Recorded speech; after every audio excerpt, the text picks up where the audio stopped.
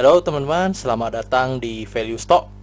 Hari ini saya akan membahas analisa fundamental PTBA kuartal 3 tahun 2020. Oke teman-teman, ini disclaimer-nya. Yang pertama, ini merupakan sharing analisa fundamental, bukan ajakan beli, jual, atau hold suatu saham, dan keputusan investasi ada di tangan teman-teman selaku investor.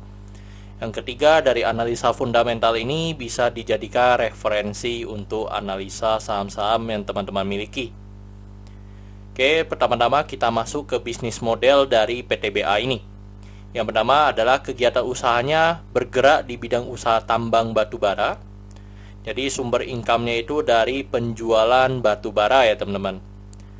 Terus untuk segmen usaha atau marketnya itu ada 10 negara lebih ya teman-teman. Yang pertama Indonesia, Cina, India, Korea, Vietnam, Hong Kong, Jepang, Taiwan, Filipina, sama Malaysia dan negara-negara yang lain. Dan di sini untuk segmen usaha yang paling besar adalah memang untuk negara kita sendiri ya, yaitu Indonesia. Terus untuk terkait kasus hukumnya, saya tidak menemukan adanya kasus hukum saat saya googling. Untuk kepemilikan sahamnya dimiliki oleh Indonesia Asahan sebesar 65,93%.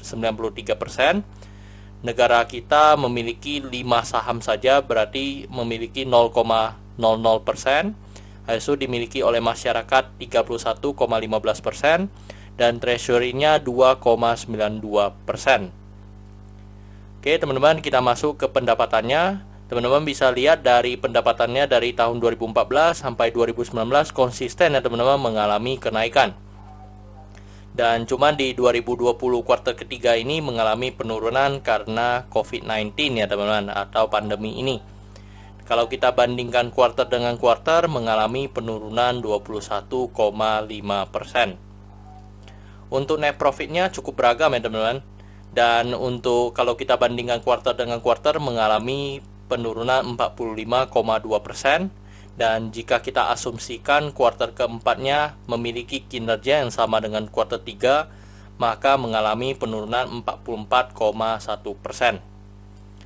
Untuk dari segi asetnya cukup konsisten ya mengalami kenaikan, kecuali di 2020 ini mengalami penurunan sedikit sebesar 6,1%. Dan di sini dari segi hutangnya cukup konsisten juga ya teman-teman. Dan di 2019 dengan 2020 mengalami kenaikan 2,9%. Dari segi modalnya juga mengalami penurunan ya teman-teman. Jadi dari 2014 sampai 2019 mengalami kenaikan, di 2020-nya mengalami penurunan. Dan penurunannya sebesar 9,1%. Oke teman-teman, di sini saya akan membahas sedikit terkait sektor batubara. Jadi ada hal-hal yang perlu kita perhatikan ya. Jadi saat terjadinya pandemi COVID-19 ini, maka kan lockdown.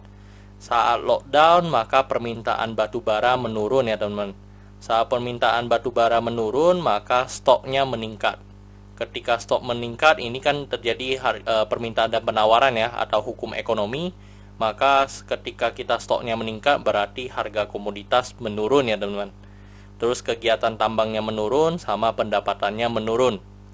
Tapi ketika nanti permintaannya sudah mulai naik, maka stoknya sudah mulai menipis, maka harga komoditas akan naik, kegiatan tambang akan naik, habis itu pendapatan juga akan mengalami kenaikan ya teman-teman. Oke teman-teman, ini merupakan summary laporan keuangan 2014 sampai 2020, dan di sini saya akan banyak membahas tentang rasio keuangannya. Yang pertama kita masuk ke rasio NPM atau net profit marginnya. Jadi teman-teman bisa melihat net profit marginnya sebesar 13,28%. Kalau kita lihat dengan rata-ratanya, memang di rata-rata 18% ya, yang tertinggi 24%. Jadi mengalami penurunan sekitar 5% ya pada net profit margin di 2020 ini teman-teman. Terus untuk EPS-nya jadi mengalami penurunan juga menjadi 197, dan membuat pernya itu menjadi 10,37 ya teman-teman. Kalau kita lihat rata-ratanya atau kita lihat dari 2-3 tahun terakhir, memang rata-ratanya sekitar 7 atau 8 ya untuk pernya. Terus untuk book value-nya kita lihat di angka 1441. Kalau dibandingkan dengan harga saat video ini dibuat di 2040, maka kita bisa mendapatkan PBV-nya 1,4 kali ya teman-teman. Untuk DER-nya di bawah 1 ya teman-teman, di 0,48, jadi di bawah 1, which is ini sangat bagus. Untuk ROE-nya 13,65%, dan ini lebih dari 9% yang saya anut ya teman-teman. Jadi which is ini juga bagus. Tetapi kalau kita bandingkan dengan tahun sebelumnya 2014 sampai 2019, kita bisa mendapatkan rata-ratanya itu di 20-an ya teman-teman. 20-an. Jadi which is ini juga mengalami penurunan 8 sampai 9% ya untuk ROE-nya. Untuk ROA-nya sisa 9,25%. Kalau dibandingkan dengan ROA rata-ratanya ya mungkin di 15 juga mengalami penurunan 6% ya teman-teman. Oke teman-teman, saat video ini dibuat ini harganya 2040, dan dari analisa fundamentalnya saya mendapatkan nilai intrinsic value-nya di sekitar angka 2500 teman-teman. Jadi memiliki margin of safety 22,5%. Oke teman-teman, ini kesimpulannya. Yang pertama dari produk dan jasa.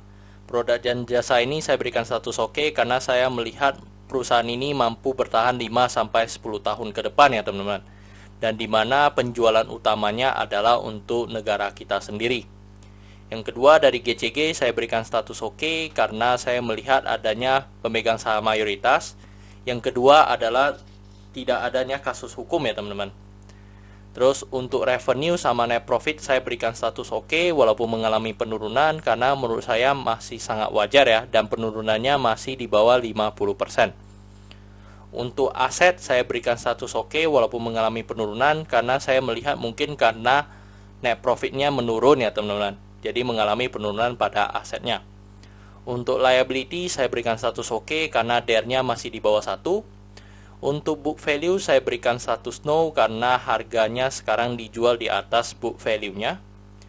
Untuk sektor saya berikan status oke karena saya melihat batu bara ini masih bisa bertahan ya teman-teman. Dan DER-nya, apalagi DER-nya di bawah 1, jadi itu saya memberikan status oke. Untuk ROE-nya saya berikan status oke karena lebih dari 9% atau 2 kali bunga deposito yang saya anut ya teman-teman. Untuk margin of safety-nya saya berikan status oke karena masih positif. Untuk dividen saya berikan status oke karena saya melihat selama 5 tahun terakhir PTBA ini masih sangat royal ya dalam membagikan dividennya kepada investornya. Oke teman-teman, jadi ini kesimpulannya adalah 10:11. Oke, dan pertanyaannya apakah saya akan membeli PTBA ini? Jawabannya adalah saya tidak membeli saham batubara ini ya teman-teman. Saya tidak membeli saham PTBA ini karena saya sudah memiliki portfolio saya. Tetapi kalau teman-teman tanya secara bisnisnya, menurut saya ini masih cukup bagus ya teman-teman di sektor batubara ini. Oke teman-teman, cukup sekian untuk video kali ini. Jangan lupa untuk like dan subscribe. Jangan lupa juga untuk follow saya di Instagram saya di royken13. Dan jika teman-teman ada kode saham yang ingin saya buatkan analisa seperti ini, silakan tinggalkan di kolom komentar ya teman-teman. Oke teman-teman, see you in the next video. Bye-bye.